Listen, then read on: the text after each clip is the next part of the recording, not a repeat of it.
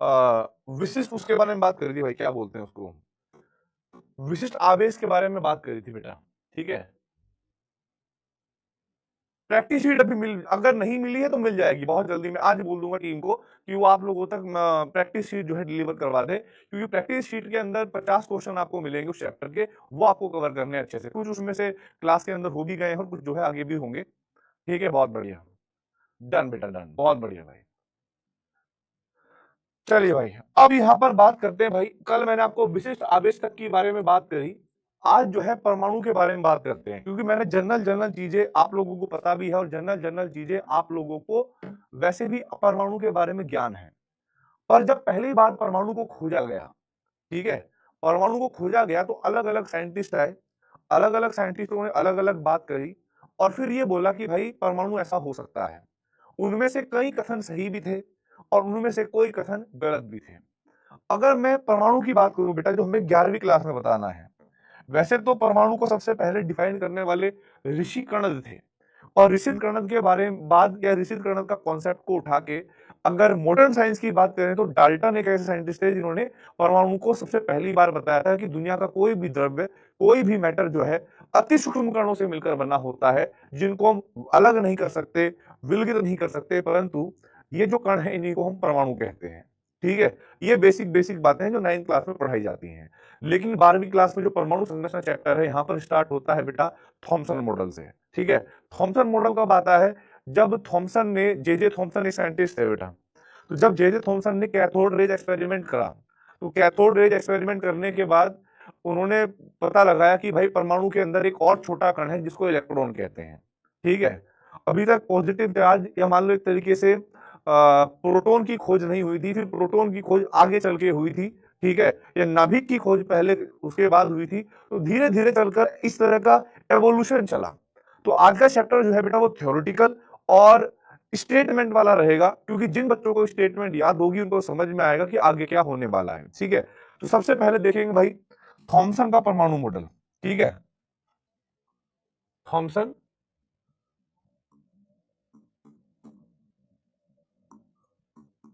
Thompson का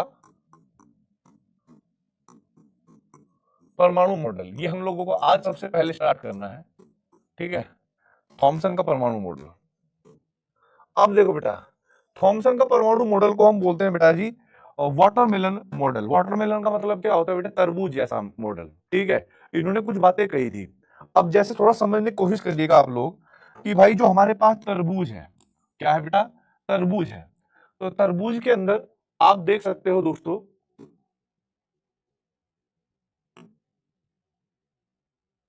ठीक है, बाहर जो कवरिंग है ये मैंने आपको हरे रंग की दिखाई, और इसके अंदर, ठीक है, तरबूज जो होता है वो लाल रंग का होता है, ये बात आप जानते होंगे।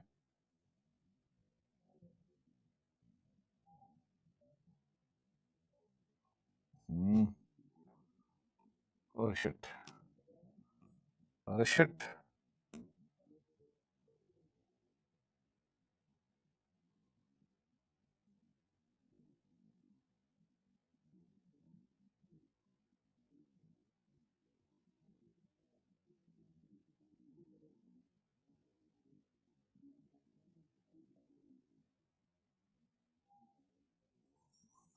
मान लो ये बेटा हमारे पास क्या हो गया, तरबूज हो गया, राइट। और तरबूज के अंदर आपको पता होगा काले काले बीज होते हैं बेटा, है ना, तो काले काले बीज होते हैं, ये भी आप लोगों ने देखे होंगे। इस तरीके से जो है तरबूज होता है। तो थॉमसन ने जो कल्पना करी परमाणु के बारे में, ठीक है, वो कुछ इस तरीके से करी कि जो परमाणु है वो भी तरबूज की तरह है। तो इन्होंने इसको ध्यान रखना बेटा, ये परमाणु माना था उन्होंने, क्या माना था बेटा, परमाणु। अब उनकी कुछ स्टेटमेंट है, तो ध्यान रखना, कई बार क्या होता है कि कई बार ऐसा क्वेश्चन आता है कि इनमें से थॉमसन का कौन सा कथन सही है या कौन सा गलत है, या फिर थॉमसन ने कौन कौन सी स्टेटमेंट दी थी। तो पहला बेटा क्या था, थॉमसन मॉडल में इस नियम के अनुसार, ठीक है, इस नियम के अनुसार या कैसे इस सिद्धांत के अनुसार कह लो आप, जो भी उन्होंने दिया, पहली चीज, पहला पोस्टुलेट या पहली स्टेटमेंट है बेटा, और इसमें यह भी देखना है कि वास्तव में वह सही है या गलत है। तो पहली स्टेटमेंट उन्होंने दी बेटा कि परमाणु परमाणु एक तरबूज की भांति होता है, ठीक है, तरबूज की भांति होता है।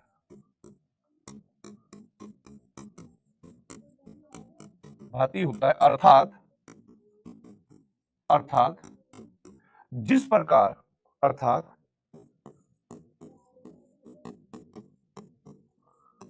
जिस प्रकार कह सकते हैं अर्थात परमाणु का, ठीक है, परमाणु का द्रव्यमान,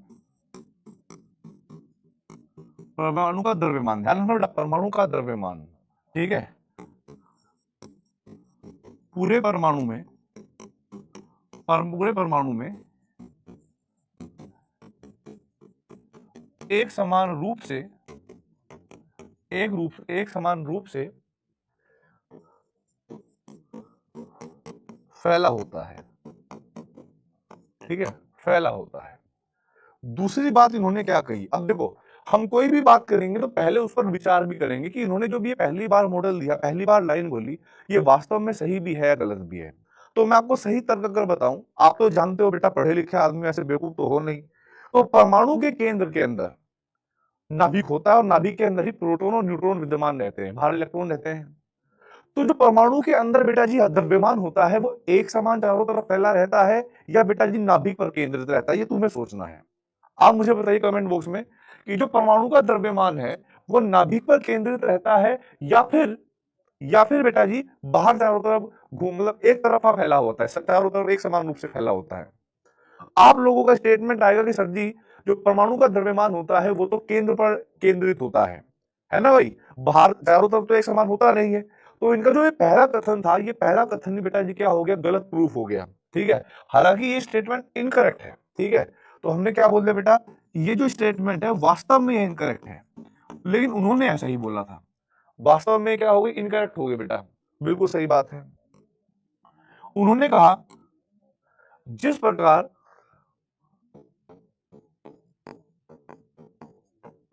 जिस प्रकार तरबूज का लाल भाग परमाणु में समान रूप से चारों ओर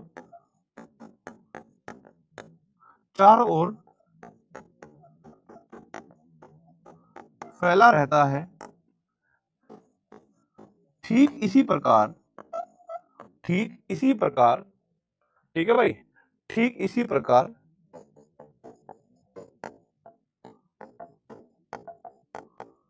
परमाणु में, ठीक है भाई, धनावेश भी, ठीक है, एक समान रूप से चारों ओर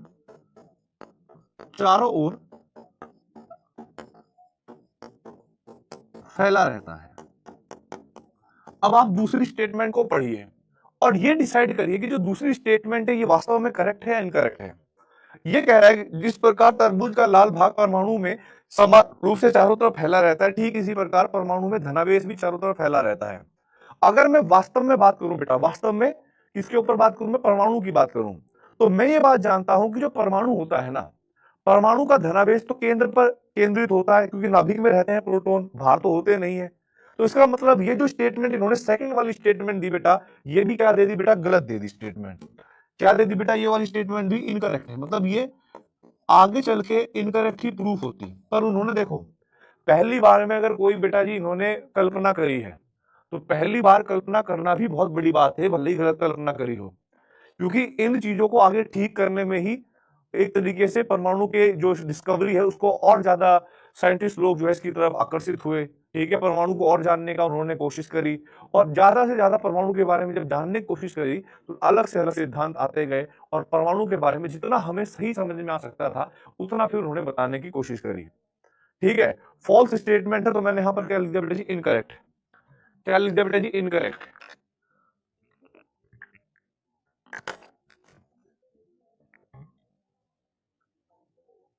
बताया तो मैंने गलत पढ़ते क्यों है। पहली बार मान लो दुनिया में परमाणु का जिक्र ही नहीं है, पहली बार कोई साइंटिस्ट आया, उन्होंने देखो इस सारी बातों में गलत है, ठीक है, इन सारी बातों में दो बातें गलत थी, दोनों बातें गलत हैं, ये भी इनकरेक्ट ये भी इनकरेक्ट, पर बेटा उन्होंने कम से कम द्रव्यमान के बारे में बात तो करी। जब पहली बार द्रव्यमान की बात हुई तो लोगों ने फिर उसको सही करने की कोशिश भी करी कि भाई द्रव्यमान सच में एक समान है, कुछ अलग हो सकता है। उन्होंने ज्यादा कुछ नहीं बेटा, धनावेश की बात तो करी, अब लोगों को धनावेश की तरफ आकर्षित तो किया, अब लोगों ने सोचा कि चेक करते भाई धनावेश कहां हो सकता है कहां नहीं हो सकता, कोई बात नहीं। अब इन्होंने कहा तीसरी स्टेटमेंट क्या है बेटा, तीसरी स्टेटमेंट क्या है, जिस प्रकार जिस प्रकार परमाणु में सॉरी जिस प्रकार तरबूज के के लाल भाग में काले बीज या काले काले बीज काले काले बीज धसे रहते हैं, धसे रहते हैं, ठीक है, धसे रहते हैं। ठीक इसी प्रकार परमाणु में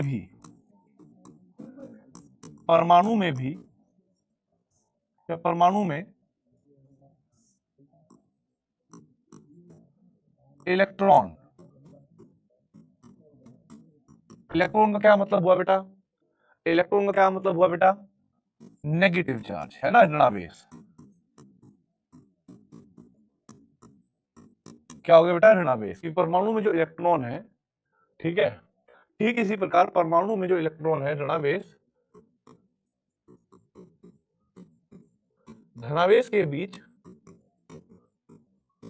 धसा रहता है, ठीक है, धसा रहता है। अब मुझे आप लोग बताइए, आप लोगों ने स्टेटमेंट पढ़ी, आप लोगों को क्या लगता है कि ये जो स्टेटमेंट है करेक्ट है या इनकरेक्ट है बेटा, बताइए फटाफट।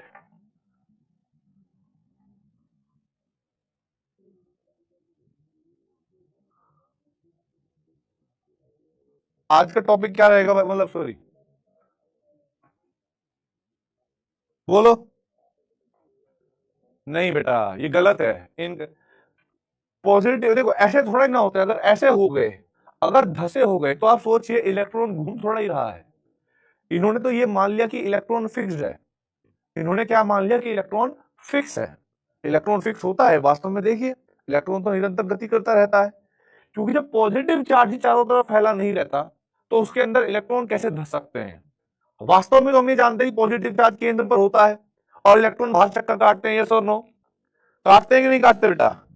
तो अब एक मिनट दीजिए भाई, भाई यही चला गया, ठीक है। तो ये वाली जो स्टेटमेंट है बेटा ये भी क्या हो गई हमारे पास, ये वाली जो स्टेटमेंट है ये भी हमारे पास इनकरेक्ट स्टेटमेंट है बेटा। क्या हो गई, ये इनकरेक्ट स्टेटमेंट हो गई, ये भी गलत बात बोल दी उन्होंने। ओ भाई साहब ये तो बड़ी तगड़ी बात हो गई, इनकरेक्ट स्टेटमेंट हो गई। अब देखो बेटा नेक्स्ट हमारे पास क्या आया, लेकिन उन्होंने एक बात बहुत सही तरीके से बोली, और वो बात क्या है, फोर्थ स्टेटमेंट। उन्होंने कहा कि भाई अतः परमाणु में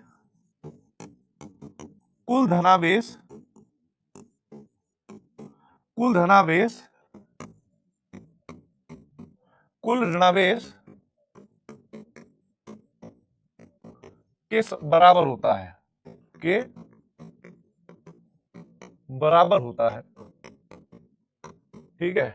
तो अतः परमाणु में कुल धनावेश कुल ऋणावेश के बराबर होता है, अर्थात परमाणु उदासीन होता है, परमाणु उदासीन होता है, ठीक है भाई, परमाणु उदासीन होता है। तो भाई ये जो स्टेटमेंट है ये स्टेटमेंट उन्होंने 100% सही बोली, क्योंकि हम ये बात जानते हैं कि परमाणु के अंदर जितने प्रोटॉन होते हैं उतने इलेक्ट्रॉन होते हैं, जितना पॉजिटिव चार्ज होता है उतना नेगेटिव चार्ज होता है, और जो नेट चार्ज होता है यानी टोटल चार्ज होता है बेटा वो शून्य होता है। जब total positive charge total negative charge के बराबर होगा तो बेटा परमाणु क्या होगा, उदासीन होगा, कोई चार्ज नहीं होगा बेटा। तो अब मुझे बताइए ये जो स्टेटमेंट है फोर्थ, ये वाली स्टेटमेंट इनकी बेटा जी करेक्ट आई कि नहीं आई? ये स्टेटमेंट तो इन्होंने परमाणु के बारे में बिल्कुल सही बताई बेटा। और आपको बताऊं मैं जे थॉमसन को इस मॉडल के ऊपर भी बेटा जी नोबेल प्राइज पुरस्कार दिया गया था, क्योंकि बेटा ये स्टेटमेंट अपने आप में देने में बहुत बड़ी मेहनत लगती थी। उन्होंने अपना एक्सपेरिमेंट किया, सबसे पहले इलेक्ट्रॉन की खोज करी, उसके बाद ये मॉडल दिया, तो ये बहुत बड़ी बात थी उस टाइम के लिए। ठीक है, तो ये स्टेटमेंट बेटा जी हमारे पास करेक्ट हो गई। ये 4 स्टेटमेंट हमें याद रखनी है कि कौन सी सही है कौन सी गलत है। हाँ, दी चारों की चारों जो है हमारे थॉमसन बाबा ने ही है, पर इनके ऊपर क्वेश्चन यही आता है कि भाई कौन सा मॉडल सही है अथवा कौन सा मॉडल गलत है। आगे बढ़ते हैं बेटा दोस्तों। ठीक है, आगे बढ़ते हैं भाई, हमारे पास आगे क्या होगा, बढ़े आगे भाई। J Thomson, Joseph John Thomson. ठीक है, अब यहां पर देखते हैं बेटा, ध्यान रखना थॉमसन मॉडल की कमियां। ठीक है, थॉमसन मॉडल की कमियां,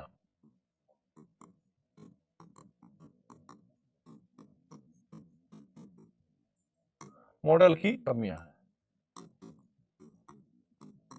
पहली चीज तो है ये जो तीनों स्टेटमेंट है ना बेटा, इनको मैं दोबारा नहीं लिखूंगा। अब आपको समझ, कमियां का मतलब होता है जो गलत स्टेटमेंट देते हैं। ठीक है, तो बेटा ये जो तीनों स्टेटमेंट थी हमारे पास, स्टेटमेंट नंबर 1, स्टेटमेंट नंबर 2, ठीक है, और स्टेटमेंट नंबर 3, ये तीनों की तीनों गलत थी।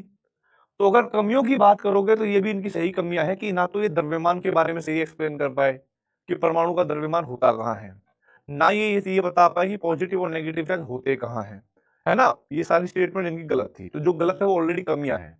एक अतिरिक्त पार्ट ये भी इसके अंदर बनता है कि इन्होंने परमाणु को क्या मान लिया, परमाणु के अंदर जो इलेक्ट्रॉन है उसको स्टैटिक मान लिया। स्टैटिक का मतलब क्या होता है बेटा, स्थितिज, यानी जो अपनी जगह से घूम ना सकता हो। स्टैटिक का मतलब वो क्या होता है, जो जो गतिशील गतिहीन होता है, जो गति नहीं करता। तो बेटा ये सही बात है, वास्तव में तो इलेक्ट्रॉन गति करता है और नाभिक के चारों तरफ से कर काटता है, सब लोगों ने सुना भी हुआ है। तो बेटा इन्होंने एक बात और मानी जो गलती थी इनकी, मतलब 3 तो वहां पर है ही, एक ये भी मान ले बेटा, इस मॉडल में इलेक्ट्रॉन को स्टैटिक, स्टैटिक का मतलब होता है गतिहीन, मतलब रुका हुआ।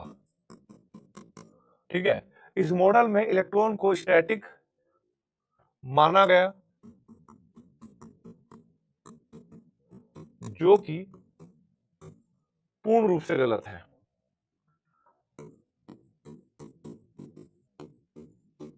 पूर्ण रूप से सही नहीं है, पूर्ण रूप से सही नहीं है। अब बताइए बेटा किस किस को जे थॉमसन का पहला मॉडल समझ में आ गया भाई, बताइए भाई फटाफट, किस किस को बेटा जी जे थॉमसन का पहला ये मॉडल समझ में आ गया भाई। और ये याद होने जाना चाहिए, कोई बहुत बड़ी बात नहीं थी कि भाई बहुत टफ था। अब बेटा ये थ्योरी वाला ही पार्ट है तो इसको थोड़ी देर तक थ्योरी समझेंगे, आगे जो अगले वाला मॉडल आएगा उसमें थोड़ा सा आपको और इंटरेस्ट आएगा क्योंकि उसमें और चीजें आएंगी।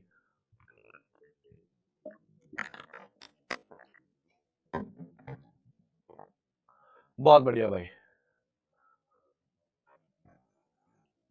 यस क्लियर है, बहुत बढ़िया। अब देखो बेटा, नेक्स्ट हमारे पास आता है एक और एक्सपेरिमेंट। ठीक है, एक नया एक्सपेरिमेंट जिसमें नाभिक की खोज हुई। ठीक है, नए साइंटिस्ट को मोटिवेशन मिला कि यार जे थॉमसन ने कुछ बताया, मैं और एक्सपेरिमेंट करता हूं। ठीक है, तो भाई सबसे पहले हम कहेंगे इस एक्सपेरिमेंट का नाम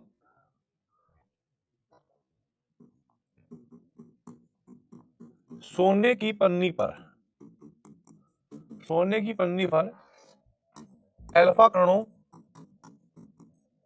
की बमबारी।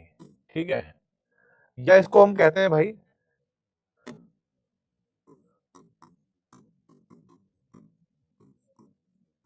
Rutherford's experiment. रदरफोर्ड ने एक्सपेरिमेंट किया था बेटा, सोने की पन्नी पर अल्फा कणों की बमबारी। अब इसको थोड़ा समझना है आपको बहुत डिटेल में, ठीक है। पहला क्वेश्चन ये आ जाता है बेटा कि एक्चुअल में ध्यान से समझिएगा कि हम लोगों ने जो है बेटा सोने की पन्नी ही क्यों ली रदरफोर्ड ने, और अल्फा कण क्या होते हैं ये थोड़ा मुझे बताइए। देखिए बेटा, अल्फा कण क्या होते हैं, अल्फा कण बहुत छोटे से कण होते हैं। अल्फा कण क्या होते हैं बेटा, बहुत छोटे से कण होते हैं जिनको हम हीलियम का नाभिक भी कहते हैं। तो अल्फा कण का मतलब होता है He2+। He2+ का मतलब होता है हीलियम का नाभिक, हीलियम का नाभिक। अब यहां पर एक और चीज रिलेट करना बेटा, जो हीलियम होता है, हीलियम का नाभिक के अंदर 2 प्रोटॉन और 2 न्यूट्रॉन होते हैं। और आप लोग ये भी समझते होंगे इसकी प्रथम कक्षा में 2 इलेक्ट्रॉन होते हैं बेटा, ठीक है, 2 इलेक्ट्रॉन होते हैं। तो ये तो हो गया हमारे पास हीलियम, ठीक है। अगर मैं इसमें से 2 इलेक्ट्रॉन माइनस कर दूं, दोनों इलेक्ट्रॉन को बाहर निकाल दूं, किस किस को बेटा जी, ये भी बाहर निकाल दिया और ये भी बाहर निकाल दिया, तो अब हमारे पास क्या बचेगा बेटा, हमारे पास सिर्फ एक छोटा सा कण बचेगा, ठीक है, जिसके अंदर 2 प्रोटॉन होंगे, 2 न्यूट्रॉन होंगे और उस पर 2 पॉजिटिव चार्ज भी होगा, ठीक है। अब क्योंकि अगर 2 प्रोटॉन और 2 न्यूट्रॉन है, आपको ये भी बात पता होगी, चाहे हीलियम कह लीजिए, इलेक्ट्रॉन का जो द्रव्यमान होता है ना बेटा, ठीक है, इलेक्ट्रॉन का जो द्रव्यमान होता है, सुनना मेरी बात को, इलेक्ट्रॉन का जो द्रव्यमान होता है वह नगण्य माना जाता है, मतलब प्रोटॉन और न्यूट्रॉन की तुलना में उसका द्रव्यमान बहुत कम होता है। और वैसे भी परमाणु के भार में उसके द्रव्यमान का कोई रोल है नहीं। तो यहां पर मैंने क्या मान लिया कि जो हीलियम परमाणु है उसका परमाणु भार कितना होता है बेटा, उसका परमाणु भार क्या है बेटा, कि हमारे पास 4 यूनिफाइड है, क्योंकि 2 और 2 4। लेकिन अगर आप अल्फा कण की बात करोगे, जिसको आप अल्फा कण कह रहे हो बेटा, इसका भी आपके पास परमाणु क्रमांक मतलब परमाणु भार 4 यूनिफाइड ही होगा, क्योंकि इससे सिर्फ इलेक्ट्रॉन निकाले, प्रोटॉन न्यूट्रॉन तो आज भी वही है, राइट। अगर कोई आप लोगों से पूछे भाई अल्फा कण का विशिष्ट आवेश क्या होता है, तो 2 चार्ज ऊपर है, ठीक है। इसका जो विशिष्ट चार्ज होगा, विशिष्ट आवेश, वो होता है 2e/4 यूनिफाइड, ठीक है। क्योंकि चार्ज हम लोग ये लिखते हैं बेटा, चार्ज बटे द्रव्यमान, चार्ज होता है 2e, ई का मतलब होता है बेटा 1.6 गुणा 10 की घात -19। अगर आपको लिखना हो कि भाई ई का क्या मान होता है, तो मैं आपको बता दूं, ई का मतलब होता है जो ये वाला परिमाण 19 कूलम। और बेटा द्रव्यमान कितना होगा, 4 यूनिफाइड, यानी ये हो जाएगा हमारे पास E/2 यूनिफाइड। ऐसे इसको आप हल कर सकते हो अगर आपको वैल्यू ओवरऑल वैल्यू निकालनी हो। लेकिन क्वेश्चन अब ये आता है बच्चों के माइंड में, सर जी हमने हीलियम कण लिया है ना, हमने हीलियम कण लिया, हमने, ये बताइए आप, हम क्या सोडियम का नाभिक नहीं ले सकते, हमने हीलियम का नाभिक लिया, क्या हम सोडियम का नाभिक नहीं ले सकते, या किसी दूसरे परमाणु का नाभिक नहीं ले सकते हैं। तो मैंने अब बच्चों को बताने की बात बताऊंगा। एक तो क्या होता है बेटा कि जो हीलियम अल्फा कण होते हैं, जो हीलियम गैस होती है, ये क्रियाहीन होती है, मतलब ये अक्रियाशील होती है, अभिक्रिया नहीं करती। तो इसको लाना ले जाना, मतलब वो अगर हम कॉन्टैक्ट में भी लेके जाते हैं किसी चीज के, तो उसके साथ अभिक्रिया नहीं करती। दूसरी बड़ी बात क्या होती है कि हमने छोटे कण को लेना है, बड़े कण को नहीं लेना है। क्यों, जब हम सोने की पन्नी पर इनकी बम्बार्डेशन करेंगे, मतलब इसकी बमबारी करेंगे, तो सोने के परमाणु के भीतर से इनको निकलना है। अब परमाणु अपने आप में क्या होता है बेटा जी, एक छोटा सा होता है। अब छोटी सी चीज में से आप क्या निकालोगे, छोटी चीज निकल सकती है, बहुत बड़ी चीज तो निकल नहीं सकती। फॉर एग्जाम्पल, जिस रूम में मैं खड़ा हूं, जहां से मैं क्लास ले रहा हूं, इसके गेट में मैं बाहर, इसके गेट को अगर ओपन कर दिया जाए तो मैं आर पार निकल सकता हूं, या मेरे से कोई डबल इंसान भी होगा वो भी आर पार जा सकता है। लेकिन अब आप सोचने की कोशिश करिए, अगर यहां पर तुम्हें कोई हाथी खड़ा हो तुम्हारे सामने और गेट इतना छोटा सा हो, तो क्या हाथी उसके अंदर से निकल पाएगा, आप कहोगे नहीं सर निकल नहीं पाएगा। तो हमने अल्फा कण को क्यों चुना बेटा, रीजन समझ में आना चाहिए दिमाग में, क्योंकि अल्फा कण को या हीलियम के नाभिक को हमें एक परमाणु के अंदर से भी पास करना है। परमाणु अपने आप में बहुत छोटा होता है, इसीलिए हमें छोटे कण पर भी ध्यान देना है। तो उन्होंने क्या लिया बेटा, अल्फा कण लिया। फिर एक क्वेश्चन आता है कि सर जी उन्होंने सोने की पन्नी ही क्यों चुनी, उन्होंने एल्यूमिनियम की पन्नी क्यों नहीं चुनी, एल्यूमिनियम फॉइल क्यों नहीं चुना, ठीक है। एक सॉरी बेटा, हाँ, तो उन्होंने एल्यूमिनियम क्यों नहीं चुना, उन्होंने लोहा क्यों नहीं चुना, उन्होंने तांबा क्यों नहीं चुना, उन्होंने सोने की पन्नी ही क्यों चुनी। तो भाई वो ये चाहते थे कि जब मैं एक्सपेरिमेंट करूं तो मेरे पास जो रिजल्ट आए वो ज्यादा से ज्यादा अच्छे डेटा में आए, ठीक है, ज्यादा से ज्यादा मुझे चीजें ऑब्जर्व हो अपने एक्सपेरिमेंट के जरिए। तो अब मैं आपको एक बात बताता हूं, अगर मान लो कोई भी धातु है, धातु तो ठोस होती है, धातु तो ठोस होती है बेटा, तो हम लोग ये धातु के बाहर वाले कण होते हैं बेटा, बाहर वाले परमाणु, किसी भी धातु के बाहर वाले जो परमाणु होते हैं इनको हमने ऐसे मान लिया कि भाई ये होंगे, ठीक है, और एक होते हैं बेटा अंदर वाले, इनको हम बोलते हैं बेटा सरफेस वाले परमाणु, और इनको बोलते हैं अंदर वाले परमाणु।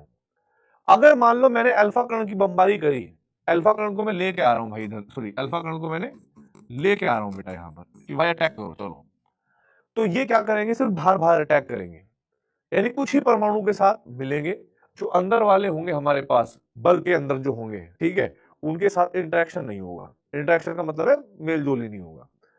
तो जो हमारे पास रीडिंग आएगी वो बहुत थोड़ी बहुत आएगी। तो फिर हमें क्या करना होता है कि हमें ज्यादा से ज्यादा ये देखना है कि ज्यादा से ज्यादा जो कण है, परमाणु है, वो अल्फा कणों के संपर्क में आए। तो हम लोगों ने क्या करा बेटा, इस धातु के जो जो भी यहाँ पर दे रखा है इसको पीटना चालू कर दिया, हैमरिंग करना चालू कर दिया। और हैमरिंग जब करते हैं तो बेटा ये छोटे छोटी पन्नी के रूप में कन्वर्ट होना चालू हो गया। इस जब धातु को पीटते हैं तो धातु दो भागों में नहीं टूटती है, वह चपटी हो जाती है और बेटा शीट के रूप में या पन्नी के रूप में जो है फैल जाती है। तो भाई इस घटना को हम आघात वर्धनीय कहते हैं कि धातु का आघात वर्धनीय हो रहा है थोड़ा, इसको इंग्लिश में मैलिएबल बोलते हैं, ठीक है। तो आप लोग इतना जानते होंगे, जीके का क्वेश्चन है कि कौन सी धातु सबसे ज्यादा मैलिएबल है। आप मुझे बस इतना जवाब बता दो कि आप लोगों ने पढ़ा होगा कि कौन सी धातु सबसे ज्यादा मैलिएबल है या आघात वर्धनीय है, ठीक है। कौन सी धातु है वो जिसको सबसे आसानी से, सबसे ज्यादा अच्छे तरीके से, फाइन तरीके से पीटा जाए और वो टूटे ना। तो आपके अंदर एक ही आंसर आएगा, वो होगी गोल्ड। वो क्या होगी बेटा, गोल्ड। तो इसी वजह से जो रदरफोर्ड ने गोल्ड फॉइल को चुना या सोने की पन्नी को चुना, वो इसी वजह से चुना कि इसके ज्यादा से ज्यादा परमाणु सरफेस पर होंगे, ठीक है, इससे ज्यादा से ज्यादा अल्फा कण जो है इसके साथ, इसके अंदर से निकल सकते होंगे, ठीक है, ठीक है। तो ज्यादा से अच्छा मेरे एक्सपेरिमेंट की रीडिंग आएगी। बेहतरीन भाई, मजा आ गया, गोल्ड, वेरी गुड बेटा। तो अब यहाँ पर इतनी बात तो हमें समझ में आ गई है, ठीक है, अब तो हमें इतनी बात समझ में आ गई बेटा। तो अब यहाँ पर देखिएगा नेक्स्ट चीज क्या है।